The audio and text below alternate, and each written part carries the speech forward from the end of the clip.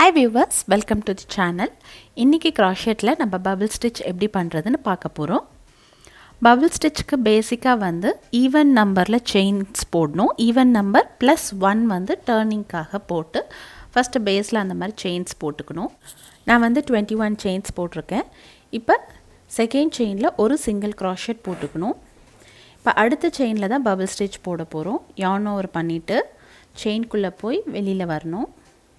இப்போ 3 லூப்ஸ் இருக்கு இல்லைங்களா, yarn over பண்ணிட்டு 2 லூப்ல இருந்து மட்டும் வெளியில வரணும். இதே மாதிரி இன்னும் 4 டைம்ஸ் நம்ம பண்ண போறோம். yarn over பண்ணிட்டு செயின்குள்ள போய் அதே செயின்குள்ள போகணும். ஒவ்வொரு வாட்டியும் yarn over பண்ணிட்டு வெளியில வரும்போது 2 லூப்ல இருந்து மட்டும் வெளியில வரணும். மிச்சதெல்லாம் அப்படியே ஹூக்லயே இருக்கணும். ஸோ டோட்டலாக இந்த மாதிரி நீங்கள் 5 டைம்ஸ் பண்ணின பிறகு என்ன பண்ணணும்னு சொல்கிறேன்.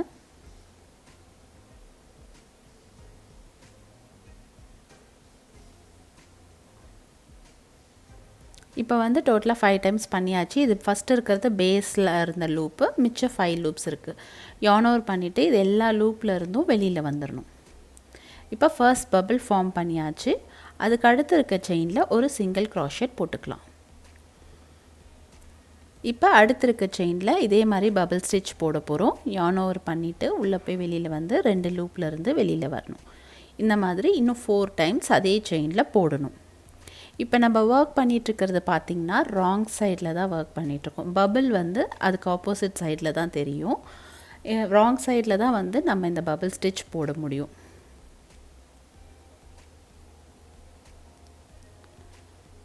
இப்போ 5 டைம்ஸ் பண்ணியாச்சு. yarn over பண்ணிவிட்டு எல்லா லூப்பில் இருந்தும் வெளியில் வந்துடணும். பக்கத்தில் இருக்க செயினில் ஒரு சிங்கிள் crochet. இப்போ பார்த்தீங்கன்னா இதுதான் ராங் சைட் சொன்னேன் இல்லையா, இது தான் ஃப்ரண்ட் சைடு, ரைட் சைடு. நம்மளுக்கு 2 பபிள் ஃபார்ம் ஆகிருக்கு.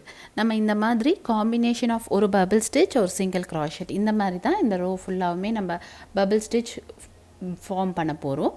இப்போ ஒரு ரோ ஃபார்ம் பண்ணியாச்சு. இதுக்கு அடுத்த ரோ வந்து செயின் 1 போட்டு டர்ன் பண்ணணும்.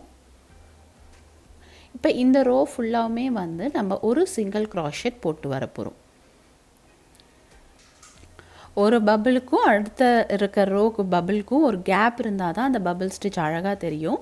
அதுவும் இல்லாமல் நம்ம ராங் சைடில் தானே இந்த பபிள் ஸ்டிச் ஃபார்ம் பண்ண முடியும்னு சொன்னேன். அதனால் இந்த ரோ வந்து ஃபுல்லாகவுமே சிங்கிள் crochet போட்டுட்டு போயிடணும். நம்ம பேஸில் போட்ட மாதிரி 20 செயின்ஸ் இருக்கும். அதில் அந்த மாதிரி 20 சிங்கிள் crochet வருதா பார்த்துக்கோங்க. இன்கேஸ் இது நீங்கள் மிஸ் பண்ணிங்கன்னா ஸ்டிச்சஸ் கரெக்டாக வராது. இது முடித்த பிறகு செயின் 1 போட்டு டர்ன் பண்ணி ஃபர்ஸ்ட் செயினில் ஒரு சிங்கிள் crochet, அதுக்கு அடுத்த செயினில் பபிள் ஸ்டிச். நம்ம ஃபர்ஸ்ட் ரோ ஒர்க் பண்ண மாதிரி அதே மாதிரி இங்கே ரிப்பீட் பண்ணுவோம். பபிள் ஸ்டிச் வந்து ஆல்டர்னேட்டிவ் 2 ரோஸ் காம்பினேஷன் பண்ணால் தான் பபிள் ஸ்டிச் ஃபார்ம் பண்ண முடியும் நம்மளால். ஃபர்ஸ்ட் ரோ வந்து ஒரு single crochet bubble stitch, single crochet bubble stitch இந்த மாதிரி போகணும்.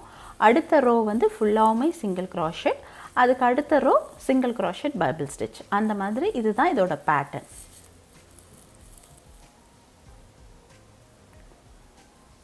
ஸோ இது மாதிரி நீங்கள் ஃபுல்லாகவுமே வந்து இந்த பபிள் ஸ்டிச் போட்டு என்ன பண்ணலான்னா ஸ்லிங் பேக்ஸ் பண்ணலாம், என்ன வேணால் பண்ணலாம். பேஸ்கெட், ட்ரா ஸ்ட்ரிங் பேக் என்ன பண்ணணுன்னாலும் ஈவன் நம்பர் செயினில் இருக்கா பார்த்துக்கோங்க. இன்கேஸ் நீங்கள் வந்து ரோவாக ஒர்க் பண்ணுறதுனா பேஸில் வந்து எக்ஸ்ட்ரா ஒரு செயின் போட்டுக்கோங்க. ஏன்னா நம்ம டர்னிங் செயின்காக ஒரு செயின் எக்ஸ்ட்ரா போடணும். இன்கேஸ் நீங்கள் வந்து கீழே ஒரு பேஸ் வந்து ரவுண்ட் ஆல்ரெடி செஞ்சுட்டு அதுக்கு மேலே நீங்கள் பபிள் ஸ்டிச்சில் ஒர்க் பண்ண போகிறீங்கன்னா ஈவன் நம்பரில் செயின் இருக்கா பார்த்துட்டு நீங்கள் இந்த பபிள் ஸ்டிச் செய்ய ஆரம்பிச்சிடலாம்.